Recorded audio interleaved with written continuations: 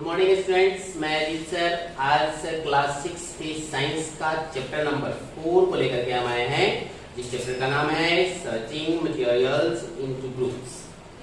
ठीक है, तो यहाँ पर हम देखने के लिए चलते हैं। इस चैप्टर में सबसे पहले कुछ ऐसे वर्ड्स आपके पास आते हैं जो वर्ड या तो आपने कभी सुना नहीं है, पहली बार आपको उससे मुलाकात हो रही है, या फिर आप उस वर्ड्स को पहली बार देख रहे हैं, उसके बारे में आपको जानकारी नहीं है। तो उस वर्ड्स को हम लोग सबसे पहले जान लेते हैं ताकि आपको बुक को समझने में कोई परेशानी न हो। तो सबसे पहले हम लोग देखते हैं वर्ड मीनिंग में सर्चिंग। सर्चिंग हमारी आवाज को, हमारी टोन को आप लोग ध्यान से सुनेंगे ताकि आपको समझने में कोई दिक्कत न हो, और इसको बोले भी जाते हैं ऐसे ही। तो सर्चिंग में आप देखेंगे वर्गीकरण। सर्चिंग मीन्स वर्गीकरण या छानना। मटेरियल्स सामग्री, मैन मेड मानव निर्मित, क्लासिफिकेशन वर्गीकरण करना, एडवांटेज फायदे या फायदा, लस्टर चमक, डल धुंधला, फिजिकल स्टेट भौतिक अवस्था, उसके बाद है रफनेस यानी कि खुरदरापन, हार्डनेस कठोरता, सॉलिबिलिटी मतलब घुलनशीलता। तो ये सभी वर्ड्स हैं, इन सभी वर्ड्स को आप अपने नोटबुक्स में डालेंगे, उसके बाद उसे याद कर लेंगे ताकि आपको इस चैप्टर को समझने में, पढ़ने में किसी भी प्रकार की कोई परेशानी न हो। तो सबसे पहले अब हम लोग देखते हैं इस चैप्टर में जो searching of materials into groups हैं, इसमें आपको चैप्टर आउटलाइन दिए गए हैं। चैप्टर आउटलाइन देने का इसमें जो टॉपिक्स होता है उसी के बारे में आपको केवल पढ़ने होता है। तो यहाँ सबसे पहले क्या materials.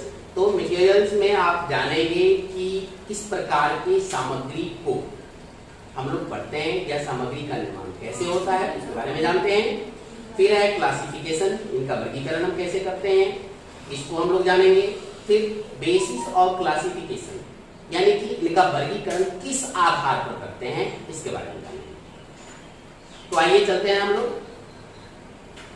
When we look around, we see a large number of things like dust, जिसको आप desk बोलते हैं, chairs, blackboard, doors, fans, toys, mobiles, clothes, shoes, computers, and so on. All these things are objects. Any things that we can see or touch is called an object. All objects differ in shape, size, color, and many other aspects also. But all objects are made up of one or more materials and have different properties. To study all the objects around us, we need to classify them. इसको अब हिंदी जान लेते हैं। जब हम लोग अपने चारों ओर देखते हैं तो हम लोग बहुत संख्याओं चीजों को देखते हैं, जैसे कि डेस्क हो गया, कुर्सी हो गया, ब्लैकबोर्ड, दरवाजे, पंखे, खिलौने, मोबाइल, कपड़े, जूते, कंप्यूटर और इसी प्रकार की बहुत सारी चीजें। ये सभी चीज क्या कहलाते हैं? ऑब्जेक्ट, वस्तु कहलाते हैं। यानी अब हम इसका डिफिनेशन को बता रहे हैं।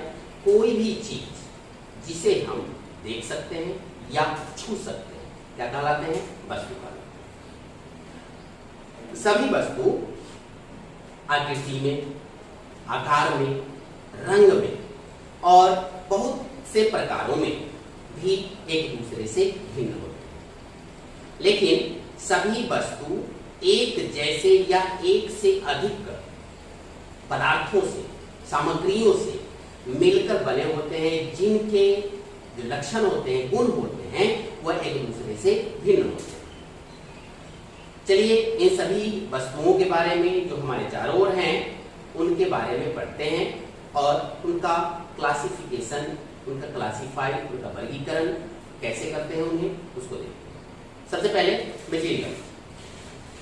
Different things contain different kind of matter. All these different kinds of matter may be called by a common name materials. विभिन्न प्रकार की वस्तुएं जो विभिन्न प्रकार के पदार्थों से बने होते हैं, यानी कि उसमें विभिन्न प्रकार के पदार्थ शामिल होते हैं, सम्मिलित होते हैं, ये सभी विभिन्न प्रकार के पदार्थ को हम लोग सामान्य रूप में सामग्री कह सकते हैं।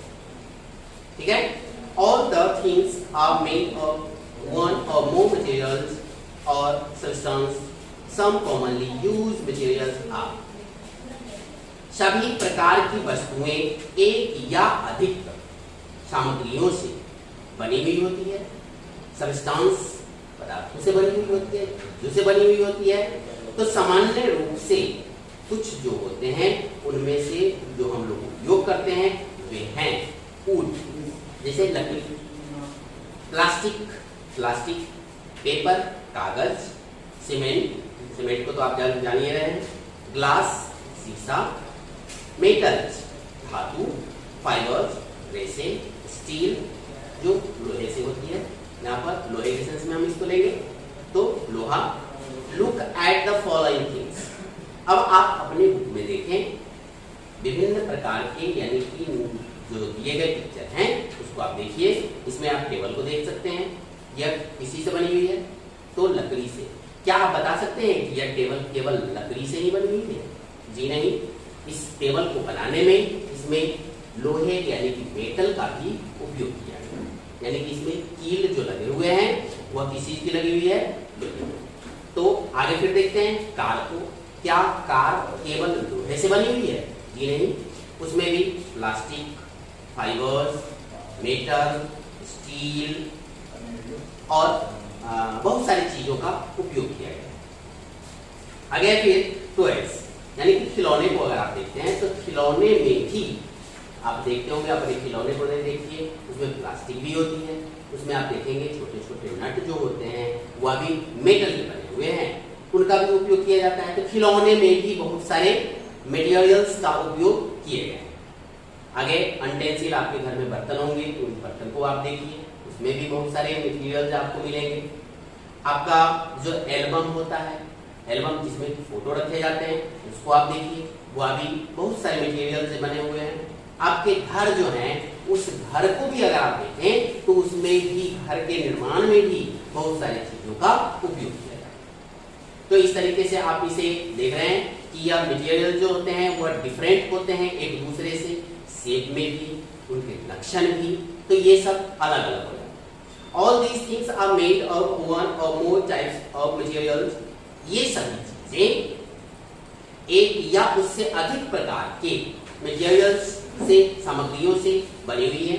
Materials can be used in various ways to make different kind of objects. एक सामग्री, एक पदार्थ का उपयोग किए जाते हैं विभिन्न तरीकों से, विभिन्न प्रकार के वस्तुओं को बनाने। For example, steel is used for making buildings. आपने देखा होगा लोहे के छड़ का हम लोग उपयोग करते हैं घर बनाने में, तो यहाँ पर वही दिया गया है कि स्टील का उपयोग किए जाते हैं बिल्डिंग बनाने में, अनटेंसिल बनाने में, यानी कि रसोई घर में बर्तन हैं, विभिन्न प्रकार के बर्तन बनाने में, पॉट्स जो बर्तन होते हैं, मशीन पार्ट्स, मशीन जो बने हुए होते हैं उनके जो विभिन्न पार्ट्स होते हैं उसको बनाने में, तो इत्यादि इस प्रकार की बहुत सारी चीजों का उपयोग में किया जाता है। जो आप उपयोग करते हैं उसमें स्टील का उपयोग किया जाता है। सिमिलरली, इसी प्रकार यानी सामान्य, ठीक है, plastic is used for making toys, pockets, tumbler, box. Plastic का उपयोग किए जाते हैं खिलौने बनाने में, बाल्टी बनाने में, टम्बलर, कुछ ग्लास बनाने में, और छोटे मोटे आप बॉक्स को देखे होंगे तो बॉक्स इत्यादि भी प्लास्टिक से बनाए जाते हैं। अब इसमें आपको एक प्रैक्टिकल दिया गया है जिसमें से आपको छांट करके बताने हैं।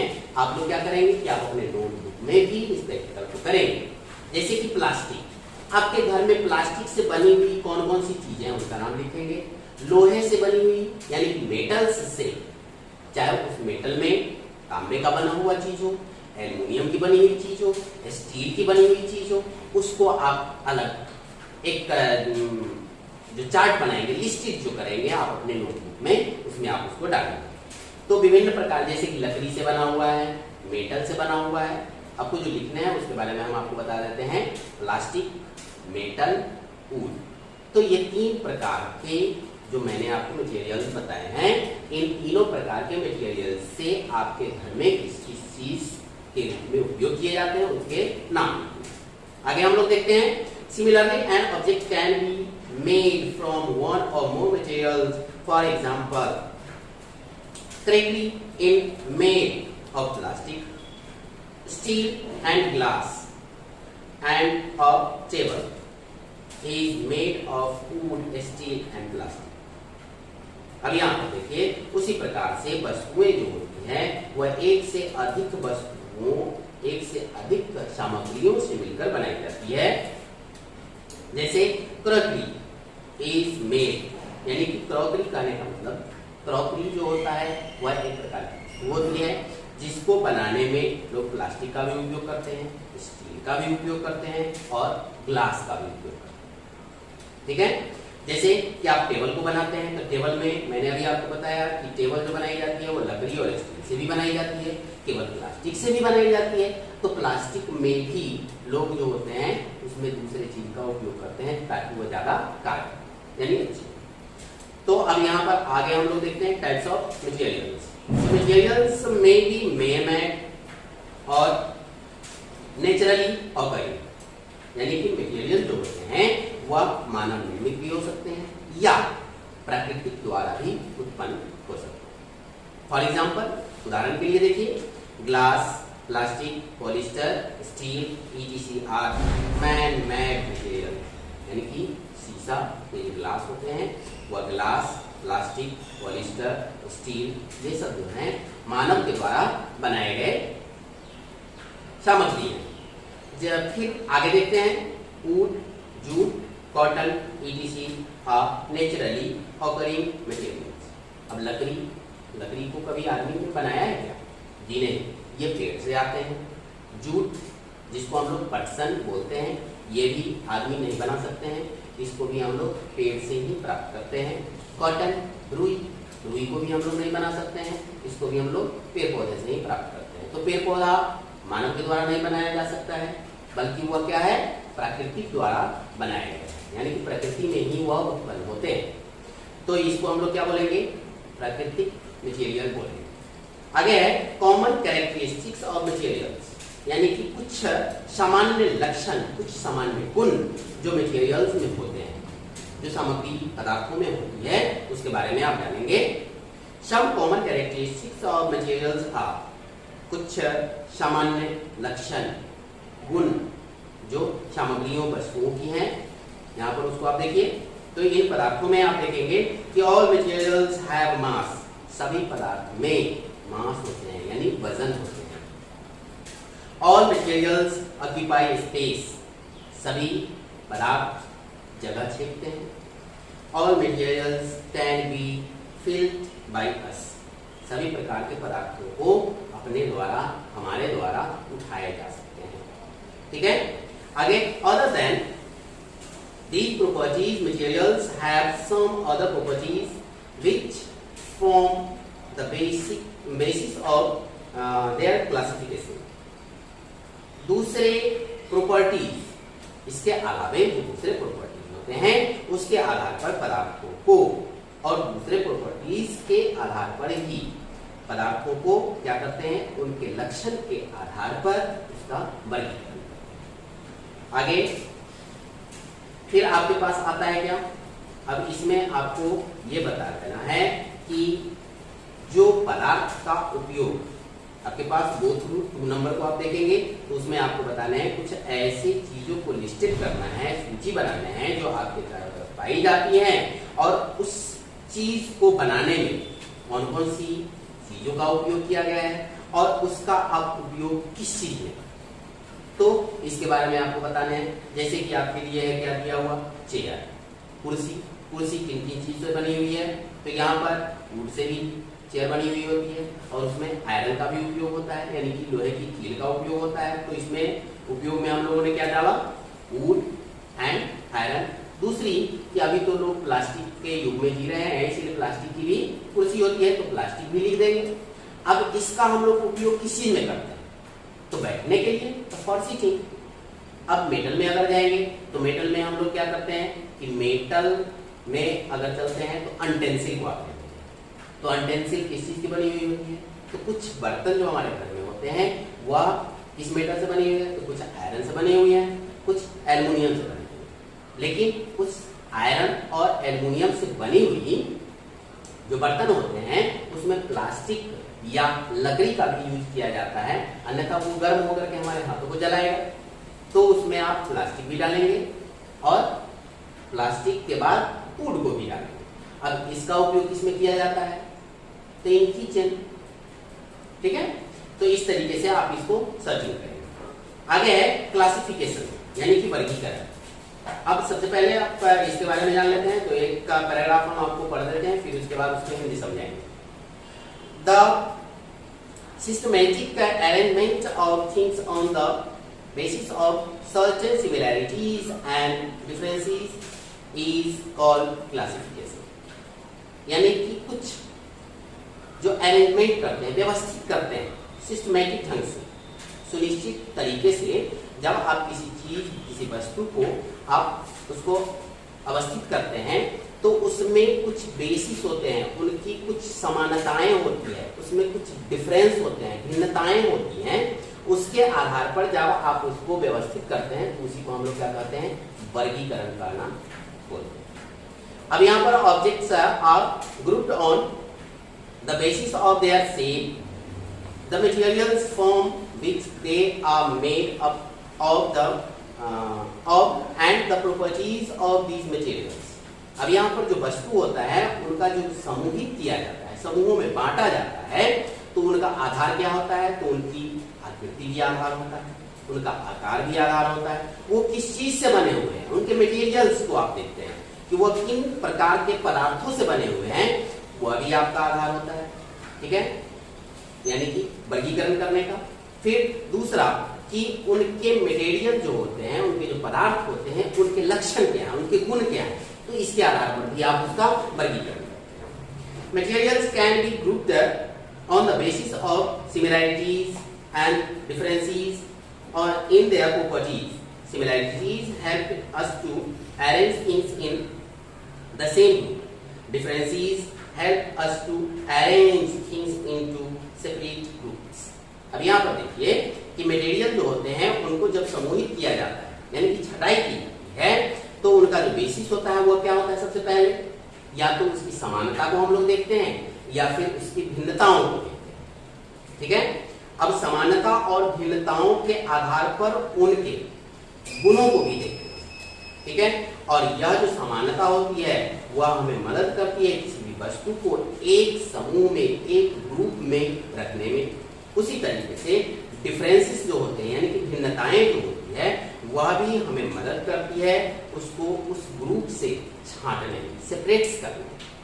ठीक है, आगे है एडवांटेजेस ऑफ क्लासिफिकेशन, यानी कि वर्गीकरण के फायदे क्या होते हैं।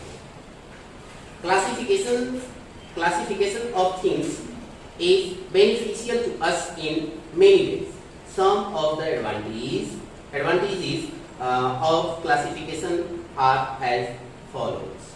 अभी आप देखेंगे कि वर्गीकरण जो वस्तु की जाती है उससे हमें क्या फायदा, क्या बेनिफिट्स, वह हमें किस प्रकार से फायदे कराते हैं।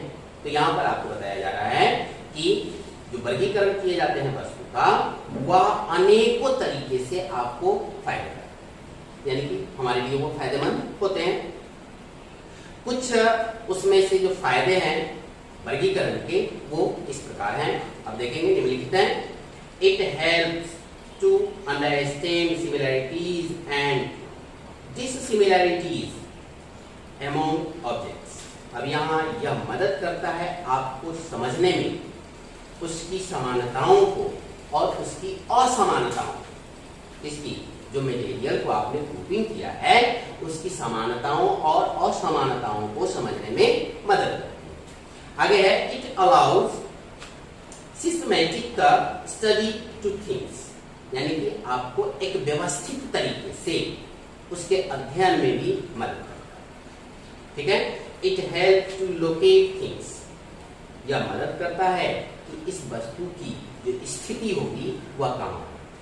जैसे कि अगर आपको एक बॉल दे दिया गया, कटोरा, अब हम आपको कहेंगे कि इसको आप अपने घर में रखा आए। अब बताइए कि आप उसको क्या करेंगे, घर में कहाँ पर रखेंगे। आप उस कटोरे को देख रहे हैं तो वो कटोरा का स्थान कहाँ होगा, उसका लोकेशन क्या होगा। तो आप जान रहे हैं कि ये कटोरा कहाँ होगा, किचन में होगा, तो आप उसे कहाँ रखेंगे, किचन में। ऐसा नहीं कि आप उसे ऐसी जगह पर डाल दें जहाँ की कचरे डाले जाते हैं, डस्टबिन में आप थोड़े जाएंगे उसको डालने के।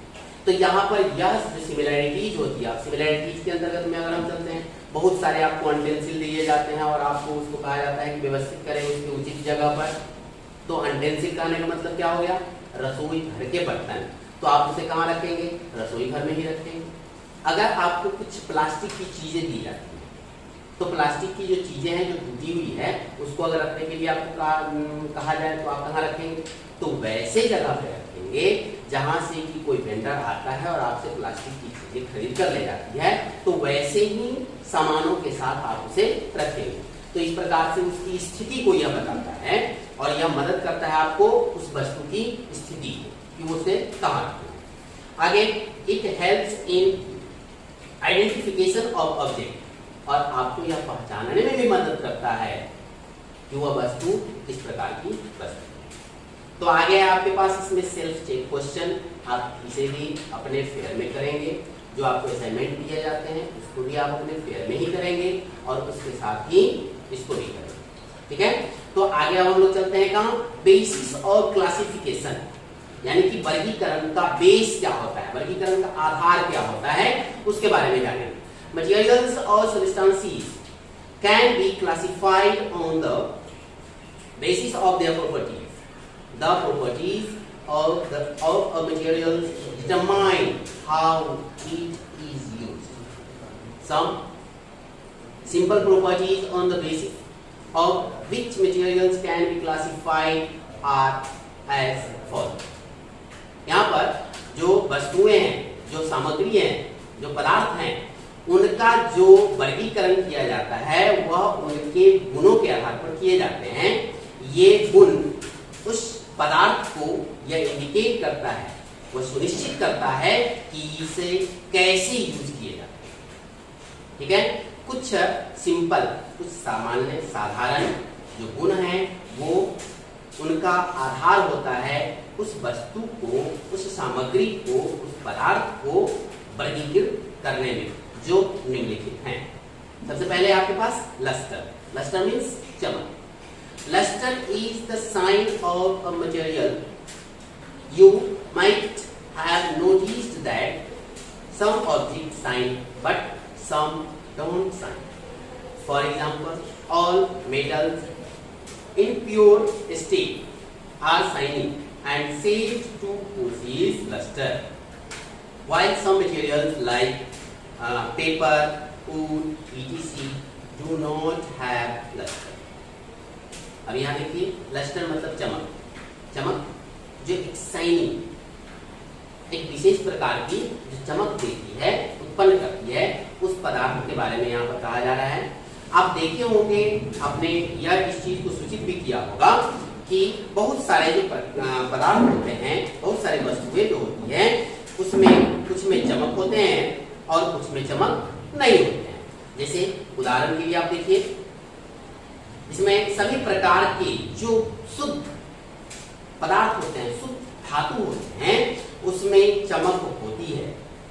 ठीक है, उस अवस्था में उसमें चमक होती है। लेकिन कुछ ऐसे पदार्थ होते हैं जिनमें चमक नहीं होती है। जैसे में आप देखिए कागज, कागज में कोई चमक नहीं होता है, लेकिन सोना को आप देखिए चमक होती है। अगर प्योर स्टील लोहे हैं तो उसमें भी चमक होती है, उसको भी आप देखिए। कॉपर को देखें तो वह क्या है, मेटल है, तो उसमें भी चमक होती है। लेकिन लकड़ी को देखें तो उसमें कोई चमक नहीं होती। तो इत्यादि इन सभी प्रकार की जो वस्तुएं होते हैं, उन सब में जो धातुएं हैं उनके पास चमक होती है, लेकिन जिनके पास चमक नहीं होती है वे धातु नहीं होते। तो आगे हम लोग देखते हैं the materials which have a special sign on them are said to be lusters. मतलब वैसे पदार्थ जिनके पास एक विशेष चमक होती है उन्हें हम लोग क्या कहते हैं, लस्टर बोलते हैं, चमक बोलते हैं। And those which lack luster are called dull. जिनके पास कम चमक होती है उन्हें हम लोग क्या कहते हैं, धुंधला कहते हैं। तो लकड़ी और इस तरीके से आप देख रहे हैं कि पेपर वगैरह जो भी हैं उनमें धुंधलापन होता है, यानी कि मेटल की तरह चमक नहीं होती। आगे है the main points of different between solid liquid and gas as following. तो इस टॉपिक को अभी हम छोड़ रहे हैं, इसके पहले हम लोग ऊपर चलते हैं। तो यहाँ पर दूसरे पार्ट में आप देख रहे हैं वुडन फ्रेम। अब लकड़ी के जो फ्रेम होते हैं उसको अब आप देखिए, पेपर को देखिए, इन सब में क्या अपना चमक है जी, ये सब डल, ठीक है। The material with a clean surface have lustre. वैसे पदार्थ यहाँ पर मेटल से हम बता रहे हैं कि वैसे धातु जिनके सरफेस चिकने होते हैं, जिनके सरफेस चिकने होते हैं वो चमक को उत्पन्न करते हैं, ठीक है। However, they lose their luster when exposed to air and moisture. वे अपने चमक को खो देते हैं जब वे खुले में, हवा में और इसमें मॉइस्चर यानी कि नमी युक्त हवा में जब वो आते हैं तो अपने चमक को खो देते हैं। अब यहाँ पर है कि ग्रेफाइट आयोडीन जो है वह दो प्रकार के नॉन मेटल है जिसके पास अपनी चमक है, ठीक है। आगे है फिजिकल स्टेट। अब इस फिजिकल स्टेट में जो दूसरा नंबर है बेसिस ऑफ क्लासिफिकेशंस का, उसके आधार पर हम आपको बता रहे हैं कि फिजिकल स्टेट में क्या होते हैं। Materials can be classified on the basis of their state. All substances are made up of matter. Anything that have mass and occupy space is called matter. यहाँ है कि मटेरियल जो भी पदार्थ होते हैं उनका वर्गीकरण उनके अवस्था के आधार पर भी किए जाते हैं, ठीक है। सभी प्रकार की जो वस्तुएं होती हैं, ठीक है, जो एक पदार्थ के रूप में होते हैं, यानी कि सभी प्रकार की जो वस्तुएं जो एक पदार्थ से बने हुए होते हैं उन सभी में आप देखेंगे तो कोई भी चीज, जो भी मैटर है, जो भी पदार्थ है, उनमें अपना मास होता है, उनमें जगह छेदने की कैपेसिटी होती है। तो उन सभी को हम क्या बोलते हैं, मैटर। यानी कि कोई भी चीज जिनमें मास और जो जगह छेदते हैं उन्हें हम क्या कहते हैं, मैटर कहते हैं, पदार्थ कहते हैं।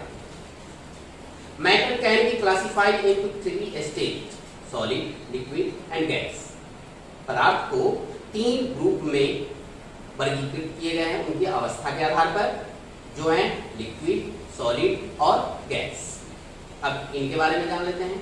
There are main points of difference between solid, liquid and gas are as following. ये प्रमुख तथ्य, पॉइंट्स दिए गए हैं जिसको भिन्न करता है, एक दूसरे से अलग करते हैं, जिसमें आपके पास है सॉलिड, लिक्विड और गैस, ठीक है, जो निम्न प्रकार हैं। Definite shape and volume. अब सॉलिड का जो शेप होता है, वॉल्यूम जो होता है वो डिफिनिट होता है, चेंजेबल नहीं। Liquid definite volume but no definite shape. कोई भी अगर आप लिक्विड को लेते हैं तो उनका जो वॉल्यूम होता है, मात्रा जो होता है, क्वांटिटी को ही हम लोग वॉल्यूम कहते हैं। तो यहाँ पर मात्रा जो होती है उसमें किसी भी प्रकार का कोई चेंजिंग नहीं होता है, लेकिन उसकी जो आकृति है वो हमेशा चेंज होती रहती है, ठीक है। They take the shape of container in which they are stored. वे उस कंटेनर की, उस बर्तन की आकृति लेते हैं जिसमें उसे रखा है। Gas no definite shape and volume, उसमें कोई डिफिनिट शेप नहीं होता है, न ही उसका कोई वॉल्यूम होता है। उसी तरीके से फिर सॉलिड में आकर देखें, कैन नॉट बी कंप्रेस्ड, यानी कि इसको आप दबा नहीं सकते। ठीक है, सॉलिड जो होता है उसको अगर हम आपको कहेंगे दबाने के लिए तो आप इसे दबा सकते हैं? जी नहीं, ये नहीं करता है।